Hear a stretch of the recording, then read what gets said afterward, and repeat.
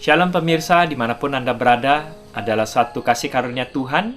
Kita dapat kembali bertemu untuk mempelajari kebenaran firman Tuhan melalui buku pelajaran sekolah sahabat kita. Di mana sepanjang satu kuartal ini kita belajar melalui surat Petrus yang pertama dan surat Petrus yang kedua. Ini adalah pengalaman pribadi Petrus.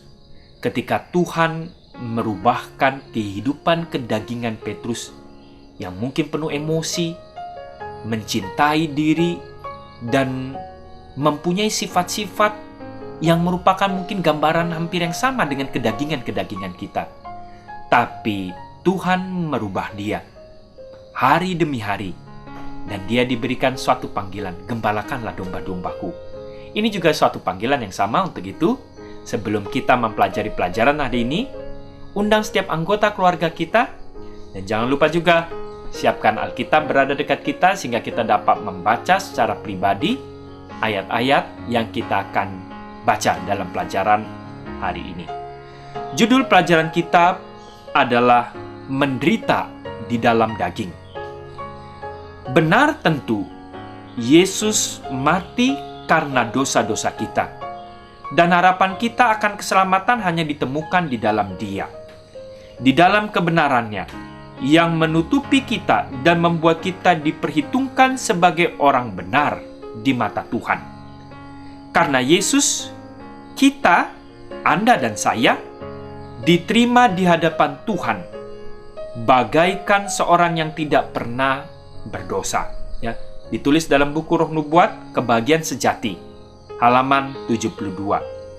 Tetapi kita juga harus mengerti, kasih karunia Tuhan tidak berakhir hanya dengan suatu ucapan dan pernyataan kita bahwa Yesus telah mengampuni dosa-dosa kita. Tuhan juga memberikan kuasa untuk kita dapat mengalahkan dosa-dosa tersebut, ya. Jadi ini adalah suatu pelajaran yang menarik yang kita dapat melihat kuasa darah Kristus tersebut. Jadi ini bukan hanya sekedar ucapan dan kata-kata, tapi darah Kristus tersebut memberikan kuasa kepada kita agar kita mengalahkan juga dosa-dosa tersebut yang merupakan suatu sifat kedagingan dalam kehidupan kita.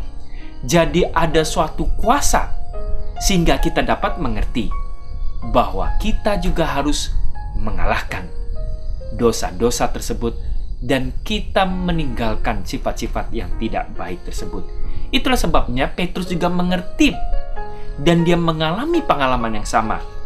Sehingga kita dapat membaca dalam 1 Petrus 3 ayat 18 sampai 21, ya.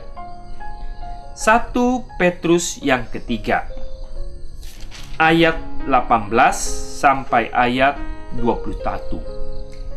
Sebab Kristus juga telah menderita. Ya, saya baca Alkitab versi terjemahan literal. Sebab Kristus juga telah menderita karena dosa-dosa sekali untuk selamanya. Yang benar ganti yang tidak benar, supaya Dia dapat mendekatkan kita kepada Tuhan, ya, kepada Bapa. Karena di satu sisi telah dijadikan mati dalam daging, tetapi di sisi yang lain dijadikan hidup di dalam roh, ya.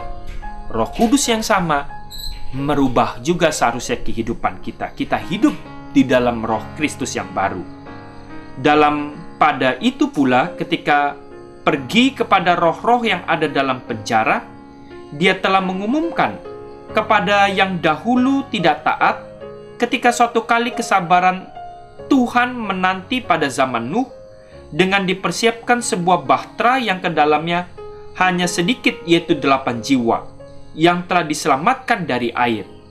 Dan sekarang, baptisan yang menyelamatkan kita bukanlah suatu yang menunjuk pada pembersihan kotoran jasmani, melainkan jawaban dari hati nurani yang baik terhadap Tuhan melalui kebangkitan Yesus Kristus. Jadi Petrus juga ketika dia pergi ke penjara-penjara memberikan suatu gambaran yang sama. Dan dia mengambil suatu perumpamaan ketika orang-orang yang hidup pada zaman Nuh diselamatkan dari air bah karena berada di dalam bahtera, dia ambil aplikasi untuk mengenai teladan Kristus, yaitu baptisan. Seharusnya kita juga melihat baptisan tersebut sebagai keadaan kita mati dalam kedagingan kita, tapi kita hidup untuk memperoleh suatu roh yang baru, kehidupan yang baru, sebagaimana Roh Kudus menuntun kita untuk meninggalkan kehidupan-kehidupan kedagingan kita. Kemudian diberikan gambaran yang sama juga dalam 1 Petrus 4, ya, ayat 1 dan ayat yang kedua. Di sini dikatakan, kemudian mengenai Kristus, karena telah menderita dalam daging demi kita, maka kamu juga, ya, ketika kita diperbarui kehidupan kita diperlengkapilah dirimu dengan pikiran yang sama. Sebab orang yang telah menderita dalam daging, ia telah diberhentikan dari dosa. Ya, jadi kita meninggalkan sifat-sifat kedagingan kita. Itulah disebut menderita dalam daging. Kita tinggalkan untuk kita tidak lagi jatuh dalam kebiasaan-kebiasaan ataupun menikmati dosa-dosa yang lama kita. Sehingga dia tidak lagi ada dalam keinginan manusia, melainkan dalam kehendak Tuhan untuk menghidupi waktu yang tersisa di dalam daging, ya. Jadi jangan kita kembali lagi setelah memperoleh baptisan, kita biasakan sifat-sifat kedagingan kita untuk terus kita lakukan. Kita harus diperbaharui. Ada satu kata pendek dalam bahasa Yunani yang digunakan dalam 1 Petrus 3:18 tersebut yang menekankan hakikat mengenai pengorbanan Yesus yang menyeluruh, yaitu kata hapax, ya. Pengorbanan itu, penderitaan itu hapax, yang berarti sekali untuk semua. Petrus menggunakan hapax untuk menekankan hakikat menyeluruh dari penderitaan Yesus dan kematiannya bagi kita. Jadi frasa jadi karena dalam 1 Petrus 4 ayat 1 itu menghubungkan 1 Petrus 4, 1 dan 2 dengan apa yang baru saja dikatakan dalam 1 Petrus 3 ayat 18 sampai 21 yang tadi kita baca.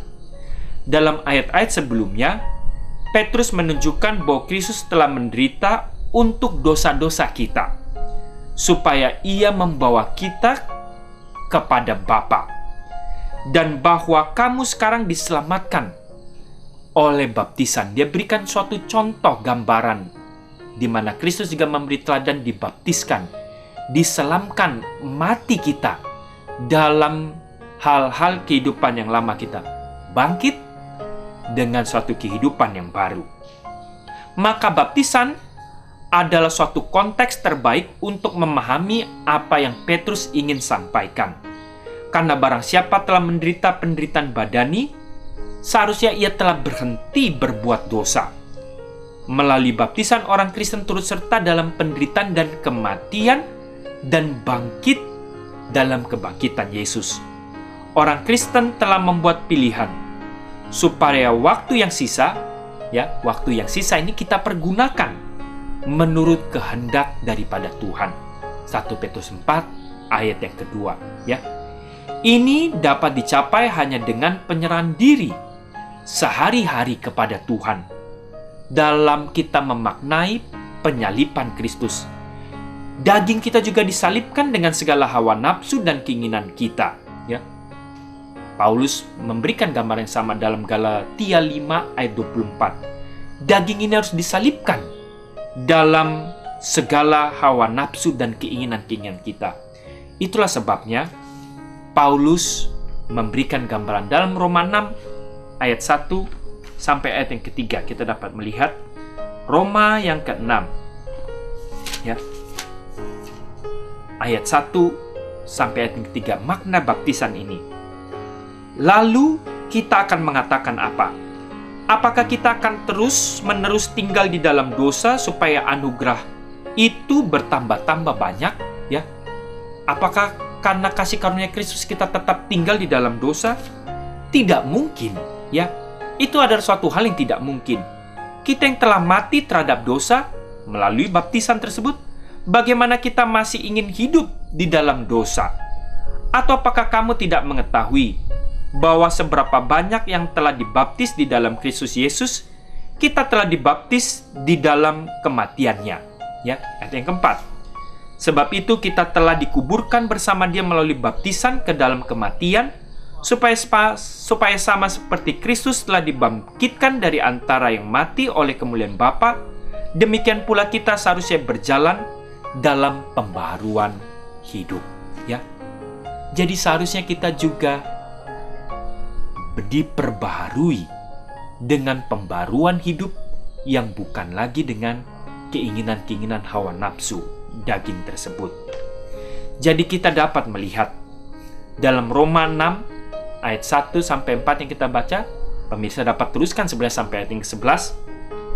Paulus mengatakan bahwa pada saat baptisan, orang Kristen bersama-sama dengan Yesus dalam kematian dan kebangkitannya. Pada saat dibaptis, kita juga seharusnya menyadari dan mulai meninggalkan mati dengan dosa-dosa tersebut.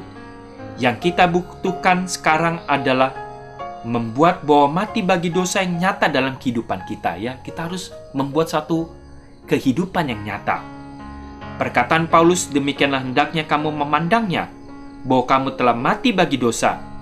Kamu harus hidup bagi Tuhan dalam Kristus Yesus. Ini memberitahukan rahasia kehidupan Kristen yang sesungguhnya.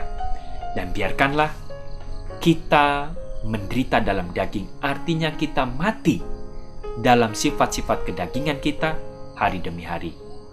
Tentu Kristus mengetahui pergumulan kita dan mintalah kuasa daripada Dia untuk memperbarui kehidupan kita setiap harinya. Kiranya Tuhan memberkati.